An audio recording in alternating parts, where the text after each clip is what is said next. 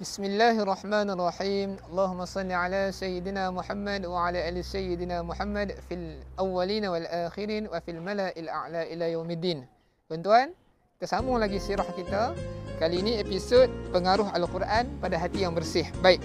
Al-Quran adalah mukjizat, perkara luar biasa yang Allah bagi kepada Rasul, iaitu Rasulullah sallallahu alaihi wasallam, yang boleh menembusi hati-hati yang bersih.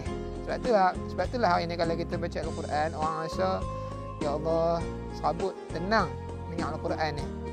Ini tanda Al-Quran tu mukjizat, bukan sekadar syair seperti mana yang dikatakan oleh kaum Quraisy. Baik, bila kaum Quraisy dapat tahu yang Al-Quran ni boleh menyebabkan ramai orang yang non-Muslim ketika itu boleh masuk Islam bila dengar Al-Quran. Pok-pok Quraisy ni, pemimpin-pemimpin, orang tertinggi pesan pada orang ramai yang nak datang kota Mekah, hampa kena hati-hati. Tuan-tuan kalau ingat balik masa musim haji, mereka dah buat dah iklan, dah keluar dah offline, online-nya. Tak cukup dengan tu, mereka pesan lagi, masih menjalankan misi menyekat Islam ni.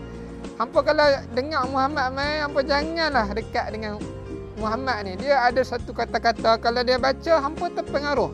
Hampa kena sihir, ahli keluarga hampa rosak. Macam tu lah tuan-tuan. Sampaikan satu masa tu, ada satu ketua kabilah juga, iaitu nama dia Abu Tufail ibn Ammar ad-Dawsi. Datang daripada luar Mekah, nak masuk ke Mekah lah. Dia datang, dia dah dengar dah berita-berita ni, maka dia jadi takut nak dekat dengan Muhammad. Dia jadi takut, dia takut-takut kalaulah sihir Muhammad tu dapat merosak masuk ke dalam tubuh badan dia, habis ahli keluarga dia akan rosak. Jadi Abu Tufail ibn Ammar ni orang yang pandai syair tuan-tuan. Mula-mula dia pergi Mekah, dia elak daripada jumpa Nabi. Nampak Nabi dia lari. Dia elak daripada jumpa Nabi. Sampailah hari beberapa hari di Mekah tu. Ni hidayah mula datang ni cerita dia. Abu Tufail duduk seorang-seorang, dia fikir, aku nak takut pasal apa?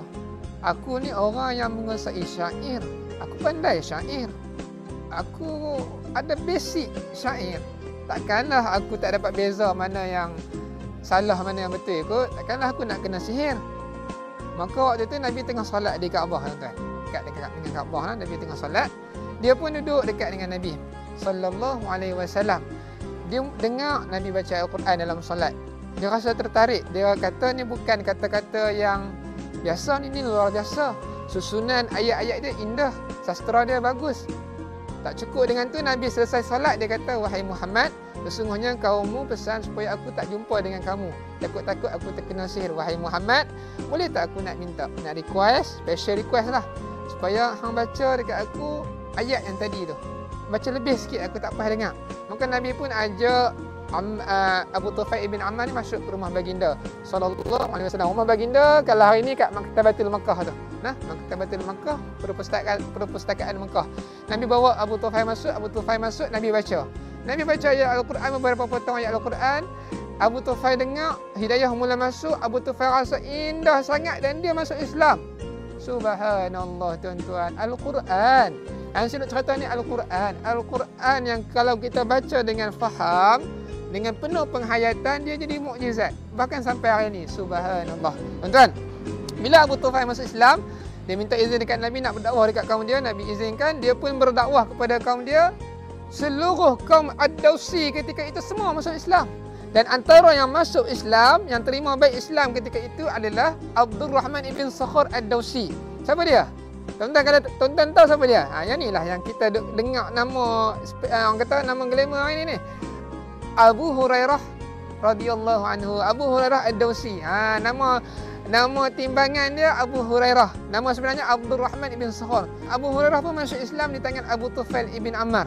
Walaupun selepas itu Abu Hurairah menjadi lebih alim dan lebih dekat dengan Nabi, tetapi pahala mengalir masuk ke dalam akaun Abu Tufail ibn Ammar. Sebab dia yang mengislamkan Abu Hurairah. Nampak tak tuan-tuan? Sirah mengajak kita. Kita buat baik je, boleh jadi orang yang kita dakwah dekat dia akan jadi lebih baik daripada kita. Dan pahala tu akan terus mengalir. Ini orang panggil passive income ni kalau bijak mengejar akhirat. Cerita tentang Al-Quran ni, Abu Bakar suka baca Al-Quran. Bila Abu Bakar baca Al-Quran, Abu Bakar ni seorang yang hati bersih, hati mudah tersentuh